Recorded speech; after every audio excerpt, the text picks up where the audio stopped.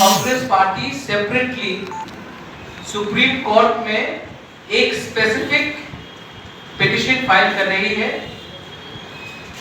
आपको मालूम होगा कि ये मीडिया में भी सबको मालूम होगा कि there was a letter from the RO जिसमें उन्होंने कहा था कि 433 बूथ, ये कांग्रेस का दावा नहीं है, ये सीपीएम का दावा नहीं था, ये आरओ, उनका खुद का आरओ का दावा था कि 433 बूथ्स में इलेक्शन हैज बीन विशिएटेड। प्लीज आप मेरा जो मैं शब्द इस्तेमाल कर रहा हूं उसका शब्द का लीगल मतलब समझिए। विशिएटेड, 433 बूथ्स में इलेक्शन विशिएटेड हुआ था। कांग्रेस पार्टी सुप्रीम कोर्ट में स्पेसिफिकली इस भाषा का लेकर हम जाएंगे और हम सुप्रीम कोर्ट से पूछेंगे कि जब आरओ ने और सीईओ का जो पूरा रिपोर्ट गया है, उन्होंने कहा था 433, तो आप 168 में कैसे आए? ये आपने कैसा ये फिगर निकाला आपने? तो इस विषय में हम स्पेसिफिकली सुप्रीम कोर्ट में कल जाकर इस केस का हम इसको फर्दर ले जाएंगे। लेकिन 12 तारीख को जो 168 बूथ में जो इलेक्शन होगा, कांग्रेस अपना जमीन छोड़ेगी नहीं और बीजेपी को आराम से जीतने नहीं देंगे। हम हर 168 बूथ में लड़ेंगे और बीजेपी को वहां में उनसे लीड करेंगे। तीसरा बात है कि कांग्रेस पार्टी, त्रिपुरा प्रदेश कांग्रेस पार्टी ने स्पेसिफिकली, हम एक पिटिशन लिख रहे हैं, एक रिट लिख रहे हैं कि जो सीसीटीवी कैमरा फुटेजेस, जो वेब कैमरा फुटेजेस था, it should be given to the Congress party कि हम लोग देखें। It should be given to the public, क्योंकि ये पब्लिक एविडेंस है कि कहां में क्या हुआ है।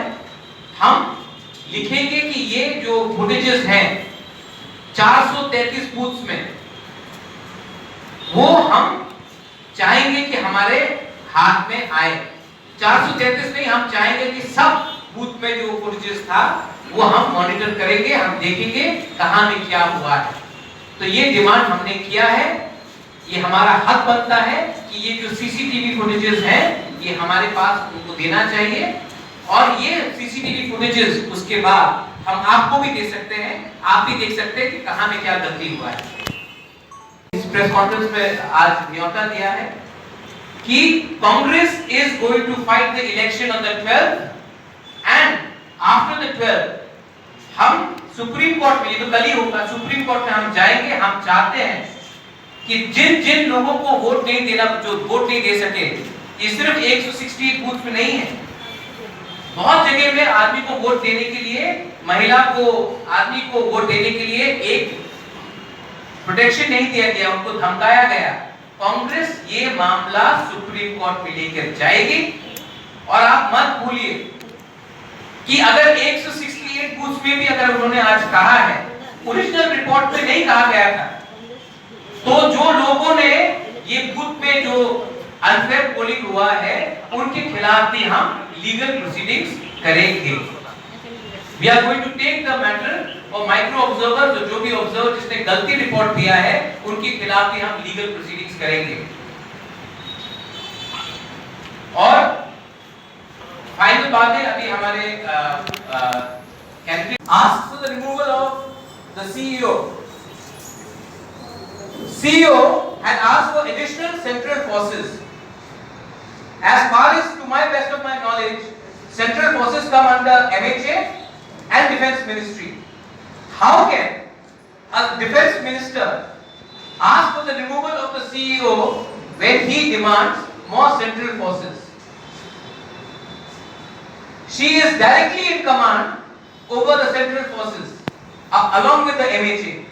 How can she go, a sitting serving Defence Minister of India goes to the Election Commission and demands the removal of the CEO because the CEO has asked for additional paramilitary forces to conduct safe and proper elections. And the EC hasn't listened to her also. EC ने उनका pressure में इसमें नहीं किया, लेकिन pressure जरूर किया है बीजेपी से इलेक्शन कमीशन।